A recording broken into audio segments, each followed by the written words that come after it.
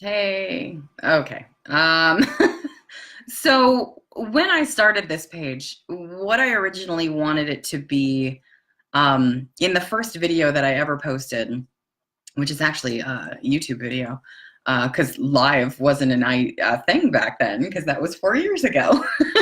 But what I really wanted the Pass and Go project to be about was I wanted to help as many people as possible, including myself, go from being ready to do something to actively changing in that. So being past that, like well into that, and helping get to that next level. What cracks me up more than anything is that 1 month after I posted that video, I was in the hospital, and I had emergency surgery to remove my gallbladder. Um, and so the way that I think about it is I must have been in pain or had, something going on in my body that I wasn't paying attention to, or might have been just kind of brushing off and not really investigating. And I had gallstones, and I had my gallbladder removed. I had surgery twice in 2 days, and the recovery process was difficult, because you kind of remove a piece of the system, and then your whole body is then different a little bit. Um, but what was more difficult to recover from, I think, was the amount of shame that I felt and the self-blame that I felt, because I did feel a lot of that, gallbladder being something that, maybe I could have done something if I had been more aware, if I had, uh, had different, journeys toward weight loss, if I had known sooner, if I had, all of those things that we tend to do. So yeah, so there was a lot of blame going on with that. And I wanted to bring that up today because I've been, over the past 4 years, on this adventure of getting whole self healthy. And there has been progress. There has been amazing progress. And just recently, I was really focusing on getting out of survival mode, because when I posted that, I had surgery to get my gallbladder out. And then I was recovering from that. I ended up getting laid off from my job. I was unemployed for 7 months. I started a job that was completely toxic, that I was in for way too long. I was unemployed for 4 months. And then I started this amazing job at the University of Colorado that I love so much and I'm so blessed to have. And survival mode wasn't something that stopped until actually just recently, that I actually sat with myself in meditation and made the clear choice to switch the dial from survival to thrive. What's funny about that is it's quite similar to when I posted my first video for the Pass and Go project and then ended up in the hospital. Um, much like that, making the decision to get out of survival mode and really into thrive mode means that the universe goes, okay, you're ready for more, and here comes more. My more actually started in February of 2018. I was in the hospital for abdominal pain and vomiting, and it felt up in here where I had also felt my gallbladder pain, and that's what took me to the hospital. I didn't know it at the time, but they believed that I had a small bowel obstruction, and I had an NG tube, which was incredibly traumatizing. If you've ever had an NG tube, I am so sorry. I send you love and support, because damn it, that is not easy. That was really hard.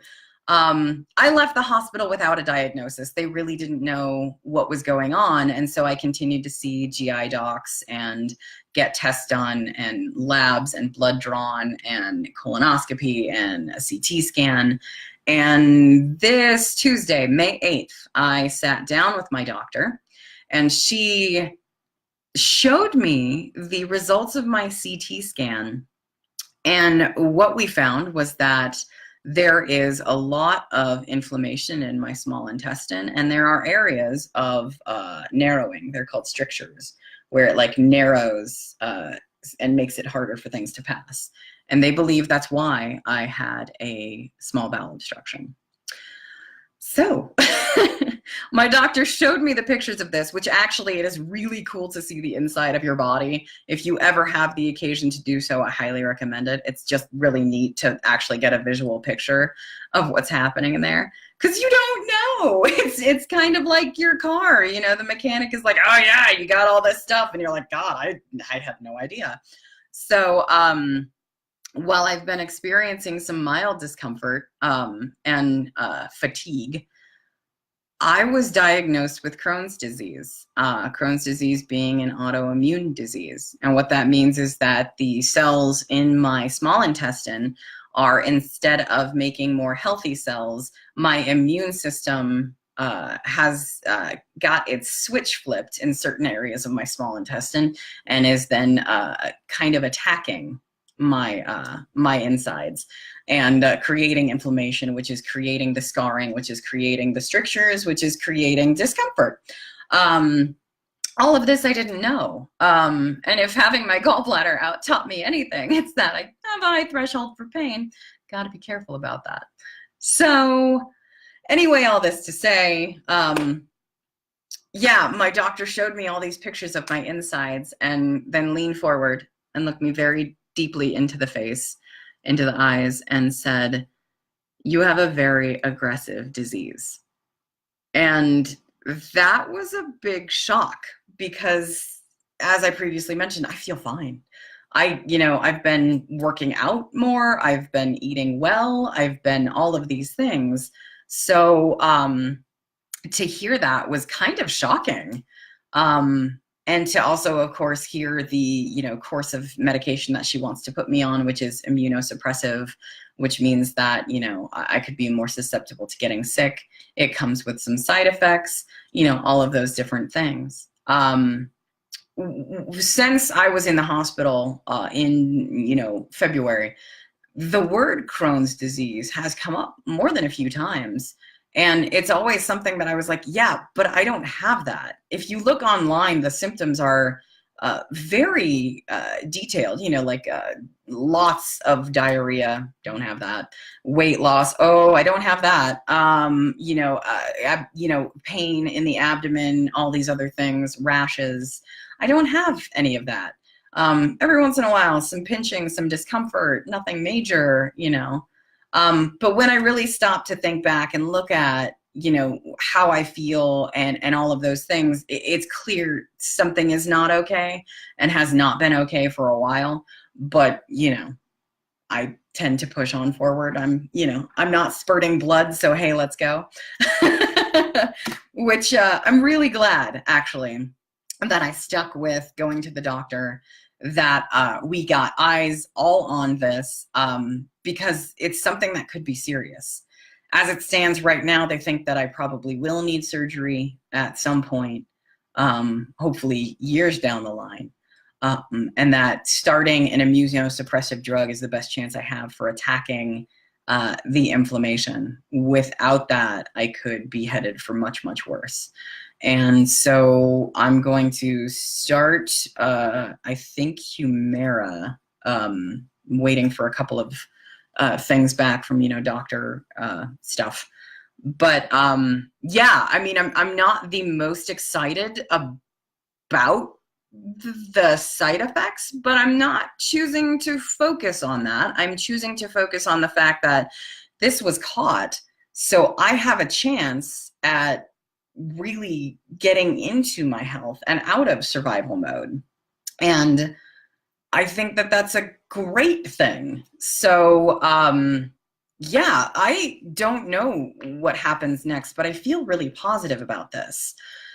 And I also feel that given everything that I do know, about health, which there's a lot that I don't know about health, but I do know that continuing to try to eat as clean as possible and things like that can help. You know, we're just going to ignore the fact that there was some medicinal tequila that had to happen. Because you got to process stuff, whatever. Hey, it's fine. Whatever. I'm on vacation. So that's pretty much where I'm at.